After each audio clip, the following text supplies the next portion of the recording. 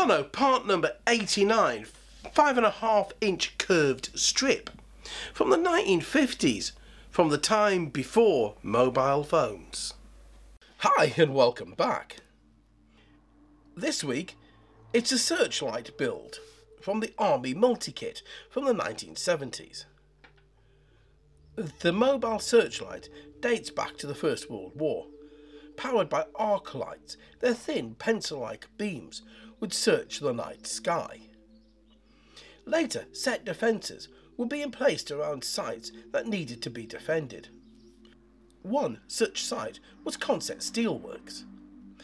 And when I was 16, working in my first job as a gardener in the local park, we were clearing an area that had become overgrown, and a concrete circle appeared as the years of leaves, moss and brambles were cut back.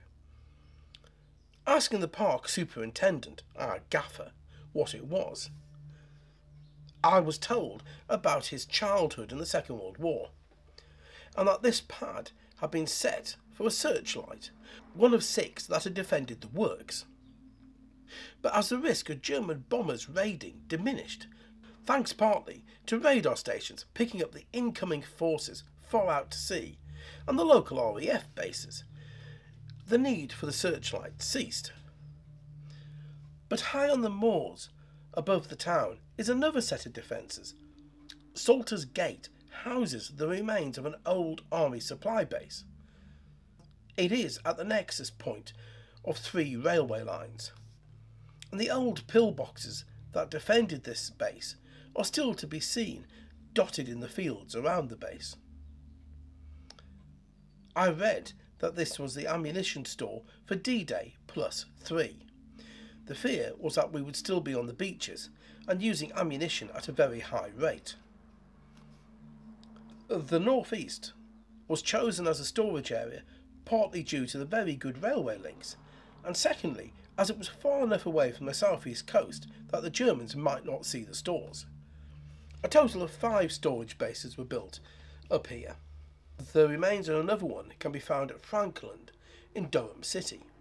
The searchlight's most iconic moments, though, come from the Second World War. There are various photographs depicting a besieged London attacked nightly by enemy aircraft. But what is the history behind this defender? Its first use and creator, because it's older than I thought, and it begins with the invention of the arc light.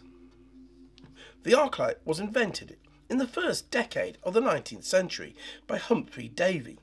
Davy, who would go on to invent one of the safety lamps carried by miners in Britain, produced the electric arc, also called the voltaic arc, during his experiments with electricity.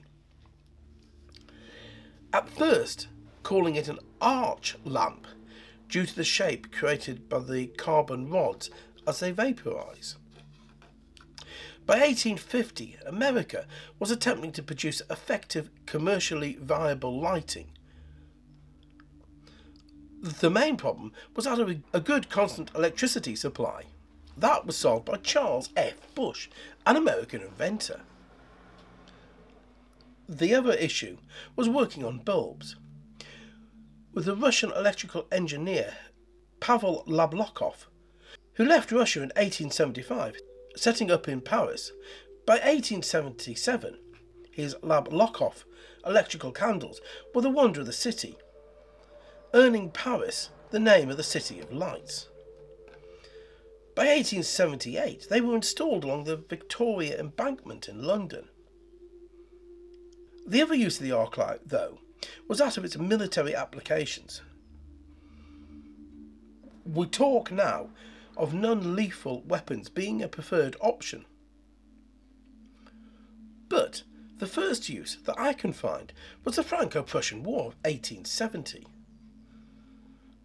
The Second French Empire, under the control of Napoleon III, a nephew of the first Napoleon, had decided again that France needed to show the new German states who was the boss when it came to power, and on the 16th of July 1870 declared war on Prussia, probably not France's greatest idea ever. The war was short-lived to say at least, but not as fast as Russia's 10-day special military operation to take the Ukraine. The Franco-Prussian War lasted 6 months, and in the end was a complete victory for Germany. Mainly down to the fact that the German forces had integrated modern technology into their forces, had superior training, greater numbers, made use of infrastructure such as railways for rapid deployment of troops and equipment, and had superior leadership and morale in the face of combat. In fact, when you look at the conflict, I would say it's a perfect example of a blitzkrieg operation, just some 60 years before we became aware of what a blitzkrieg operation was. By the 19th of September, some 2 months after the war started, Paris was besieged. Bringing powerful spotlights into play to blind the French gunners from being able to fire, slowly, bit by bit, German forces were able to overwhelm the French troops and citizens who fought to save their nation's capital. By the 19th of January, in the midst of a bitter winter, with temperatures dropping as low as minus 14 degrees centigrade, with little to no food, fuel for fires, and mounting casualties, the city surrendered. The conflict is, to me, the catalyst for both the First and Second World Wars. As for the first time in history, German-speaking people were unified under one government, and a nation that was very militaristic at the time. All told, there were nearly 1 million casualties, 3/4 of them French. The war is now all but lost to history, overshadowed by the events that would follow some 45 years later. The aftermath of the conflict was to have a profound effect on France for a number of years. France agreed to pay a 5 billion franc war indemnity. The amount was proportioned to the exact amount that Napoleon I had enforced on Prussia some 65 years earlier. It also installed a bitter hatred in the French, leaving them to want revenge. The indemnity was designed to cripple France for the next 50 years. In fact, France embraced on a number of very ambitious programs of reform, including industry and transportation, education and banking. It was able to raise the capital in 2 years. In that final closing moments of the conflict, when Paris was in turmoil, the first vestiges of a socialist communist government were formed, the Paris Commune. It lasted all of 2 months before the French army brutally suppressed it. Official figures say that 6,500 were killed during the revolt, but other figures have it as high as 20,000. Nothing like a civil war to bring out the worst in us. Again, we see the use of searchlights to dazzle gun crews in the British bombardment of Alexandria in 1882 by the British Mediterranean Fleet, mainly for the reason of controlling Egypt and the Suez Canal, which cut weeks off the journey from India to Britain. If there's nothing like a civil war to bring out the worst in us, there's also nothing like greed to make you want another country's assets.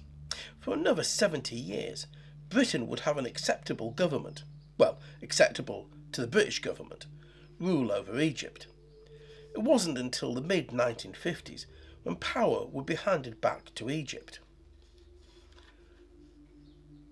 During the bombardment of 1882, the Royal Navy managed to miss their targets rather a lot, with most shells landing inside the city itself, causing mass loss of life and just about complete destruction of all buildings.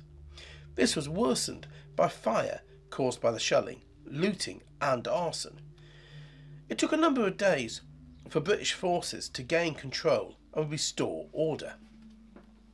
If you were to listen to the weather forecast for the 17th of May 1915 in the Dover area of southern England, you would have been told the following. Fresh to strong northerly and northeasterly winds, moderating later. Some rain at first, then fair, remaining cool. The night sky was clear as LZ-38, captained by Hampman Eric Linners, approached the British coast. At 02:25, for the first time in military history, thin pencil-like beams of bright light shot up into the clear night sky. LZ-38, still short of its intended target of Dover Harbour, was caught in the overspill, and Sub-Lieutenant Redford Mullock, a Canadian-born pilot, seeing the Zeppelin, engaged the gas bag. He caught up with LZ-38 as it begins its bombing run. Spotting the approaching Avro, LZ-38 dumped its ballast and went up like an elevator, gaining a few thousand feet in just about as many seconds. The ever so slow Avro of the Royal Naval Air Service was no match. Even though they were slower than the fighters of the period, when Royal Flying Corps or Royal Navy Flying Service aircraft were spotted, all the Zeppelins had to do was drop their ballast, and then physics took over, and the aircraft would climb at an unmatched rate. For some time, Mullock followed LZ-38 and even managed to climb as high as 7,000 feet. No small achievement for the Avro, but was still far below the Zeppelin at its service ceiling of over 9,000 feet. In the end, due to engine problems, LZ-38 turned for home. This Zeppelin was a regular raider of British skies, and in the end a decision was made to finish it once and for all. After it had attacked London, being the first aircraft to bomb the capital in history, dropping 3,000 pounds of bombs and killing 7 people on the 31st of May. On the 7th of June 1915, LZ-38's hangar, with the Zeppelin inside, was flattened. So great was the outcry of the bombing campaign of London that recruitment posters saying it's better to face the bullets than be killed at home by a bomb began to circulate. But in truth, the bombing campaigns had little to no effect on the war. But I wonder how many of those people had forgotten the Royal Naval bombardment of Alexandria only 32 years before. And as I bring this script to a close, I'm looking at model number 3 of the 1939 Mechanised Army Constructor set. After a year's worth of collecting, I finally managed to complete the set. And model number 3 is the Searchlight lorry.